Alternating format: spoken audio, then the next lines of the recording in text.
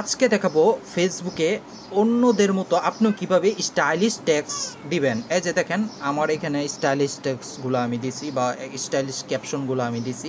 আপনিও চাইলে এই ধরনের ক্যাপশনগুলো দিতে পারেন। আপনার যে কোনো লেখাকে এই ধরনের স্টাইলিশ ক্যাপশন তৈরি করতে পারেন। এই ধরনের স্টাইলিশ ফন্ট ব্যবহার করার জন্য আপনাকে অবশ্যই একটি ওয়েবসাইটের হেল্প নিতে হবে। তো চলুন দেখা যাক আমরা স্টাইলিশ ফন্ট তৈরি করব। তো এটার জন্য আপনি আপনার ক্রোম ব্রাউজার বা যে কোনো গুগলে ঢুকতে পারেন। গুগলে ঢুকে তারপর লিখবেন ওয়াই তারপর লিখবেন টেক্সট। এটা লিখে এই যে দেখেন এখানে যে ফার্স্ট ওয়েবসাইটটা এসেছে এটাতে ক্লিক দিতে হবে। ক্লিক দেওয়ার পর এখানে দেখেন একটা লেখার জায়গা আছে আপনার ইউর টেক্সট। হ্যাঁ, এটাতে আপনি আপনার যেই লেখাগুলো আছে আপনি এখানে লিখে দেবেন।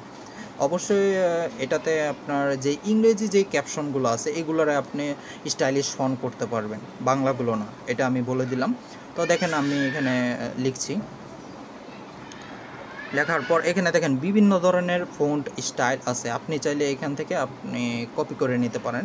আপনার ডাইন সাইডে দেখবেন যে কপি লেখা আছে। হ্যাঁ, তো এখান থেকে আপনি চাইলে কপি করে নিতে পারেন। তো আমি 1-2টা কপি করব এখান থেকে।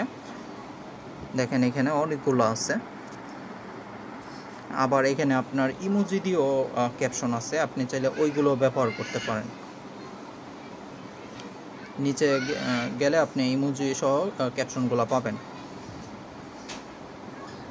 এই যে দেখেন, তো আমি এখান থেকে কয়েকটা কপি করে নিলাম আর কি। আমি দেখাবো যে এগুলা মানে ফেসবুকে দিলে অ্যাপ্রুভ হয় কিনা। দেখেন আমি এখন আমার ফেসবুকে চলে যাচ্ছি।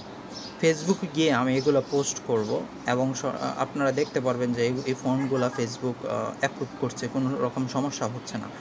তো আপনারা চাইলে এই ধরনের ফোনগুলো ইউজ করতে পারেন। এই যে দেখেন ফোনগুলো কিন্তু ফেসবুক নিচ্ছে। তো আমি যখন পোস্ট করে দিব তখন দেখতে পারবেন। তো আশা করি এই ভিডিওটা আপনাদের জন্য অনেক উপকার হবে। যারা নাকি স্টাইলিশ ফোন ইউজ করতে পছন্দ করেন তারা এই ধরনের ফোন ইউজ করতে পারবেন খুব সহজেই। যদি ভিডিওটি ভালো লেগে থাকে তাহলে অবশ্যই ডিমি স্কাই টেকনোলজি চ্যানেলটি সাবস্ক্রাইব করে রাখবেন, যাতে নিত্য নতুন ভিডিওগুলো আপনাদেরকে উপহার দিতে পারে এবং সবার আগে ভিডিওটি আপনি পান। এবং ভিডিওটির শেষে অবশ্যই কমেন্ট করে আপনার মূল্যবান মতামত জানিয়ে যাবেন। ধন্যবাদ, সবাই ভালো থাকবেন।